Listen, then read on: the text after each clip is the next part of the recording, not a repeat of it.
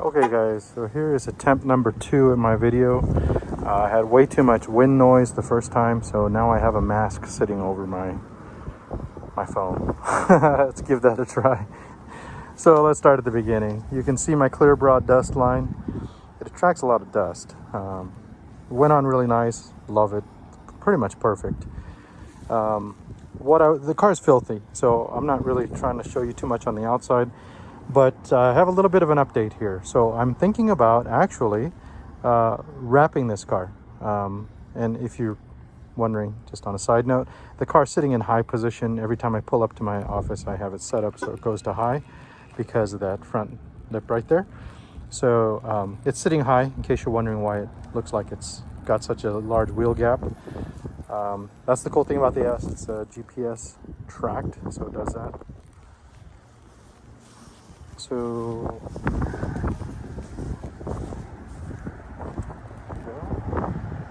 and so I took the taillight tint off the back, and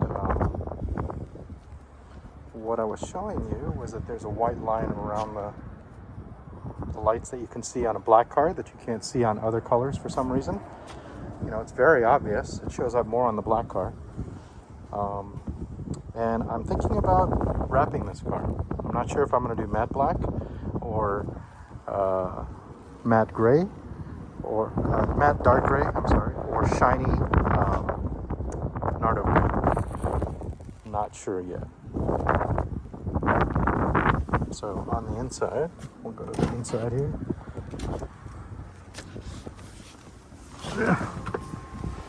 All right, so I got my sunshade here because it's 103 degrees out. It's actually probably warmer than that inside the car. It's not unusual to see this car hit 65, 170 degrees without the sunshade. With the sunshade, about 145. Hopefully when I get this roof shade, I can get it even cooler in here. So here is my panel here. There was an update. It's 2021.24.3 came in last night, and what it does is it gives you auto dimming side view mirrors, which the car did not have functional before. They did not add Sirius XM. They did not add the tilting screen. They did not add the oops, I keep dropping my phone. I don't need this mask anymore. They did not add the noise cancellation. So, oh god, it's hot. Hold on. Same old problem. Gotta turn on the second vents. Now it should be cooler. Okay, so going back to the original. So they added, if we go to the mirrors, auto dimming mirrors, which by default it's active. That was nice. If you go to safety now, they added the auto dash cam, which means that if there's ever an event, it automatically records. Before it was manual, where you had to tap the dash cam button for that to record. So it's nice that it's automatic now. They also added the dash cam viewer into the car, where you can see your Sentry mode files and your dash cam files. That was missing, and so they added that on this update, which is really nice. So things are kind of rolling out slowly but surely. Let's see. Controls, and I don't know how to view the dash cam. I never really viewed it in the Model 3, but I'm assuming it's the same way. I don't know if you're supposed to hold down one of these buttons. I didn't even come with instructions, so let me see. Software, release notes.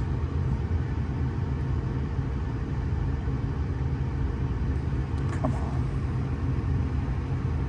Okay, so there we go. Another stupid buggy thing. I got this release note to come up before. Now it won't come up, so I don't know. All right, sorry, can't tell you guys. So again, about the wrap, I'm gonna decide what I want to do with the wrap. I'm not 100% sure yet. I just don't like the gloss black on the gloss black.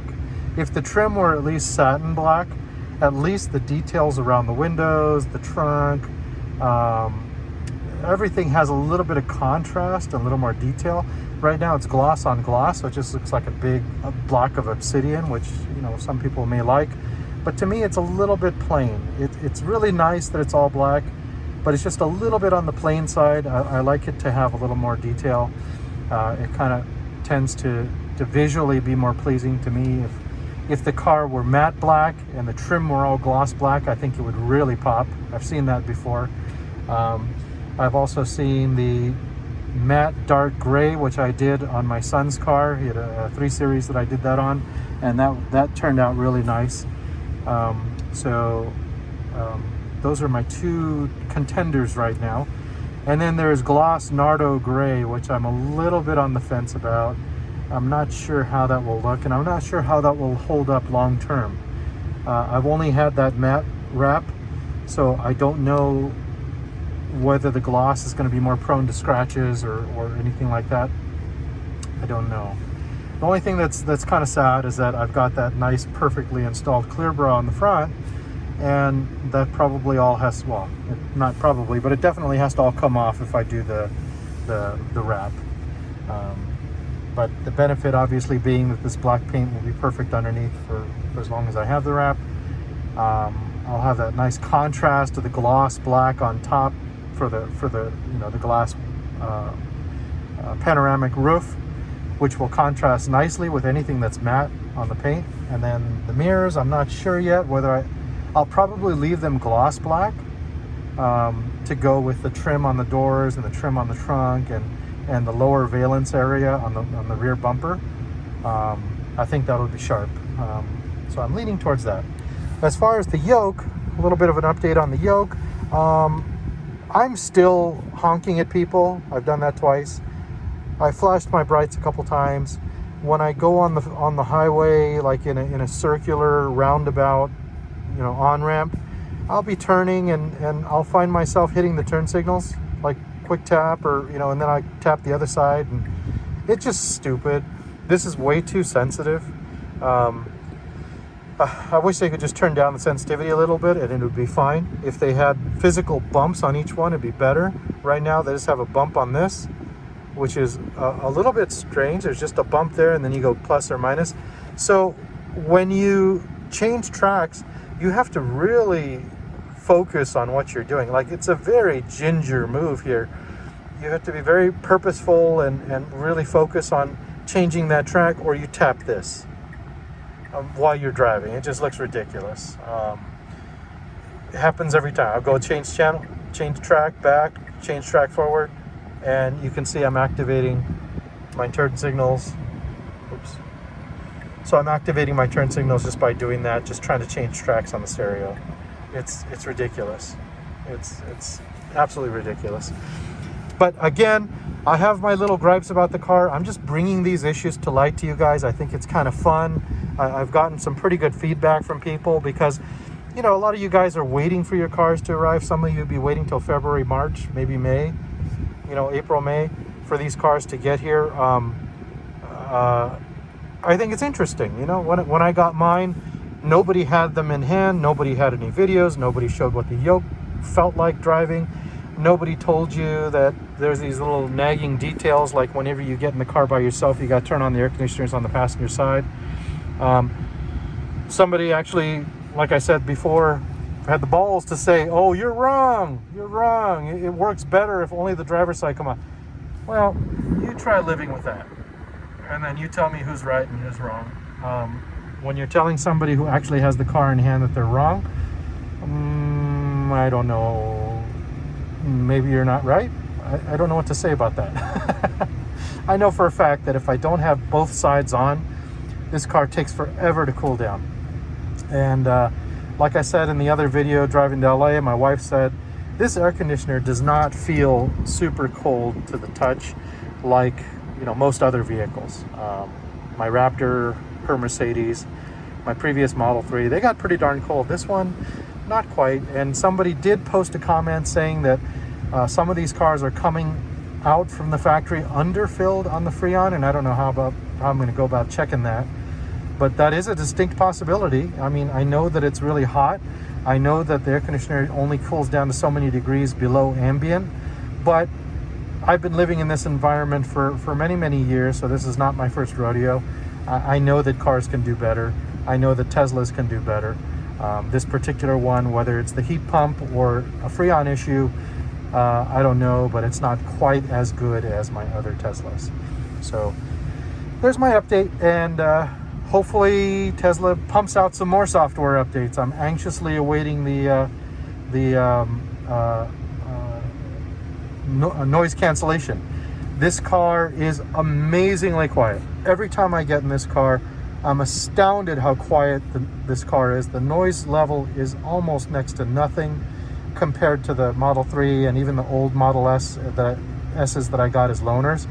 This car is almost dead silent. It's going to be incredible how quiet it is when the noise cancellation works.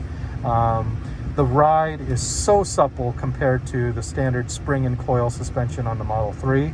This car is just plush. It is a wonderful car. I highly recommend you get one if you're on the fence, if you're just looking at my videos or everyone else's videos going, do I really want this car?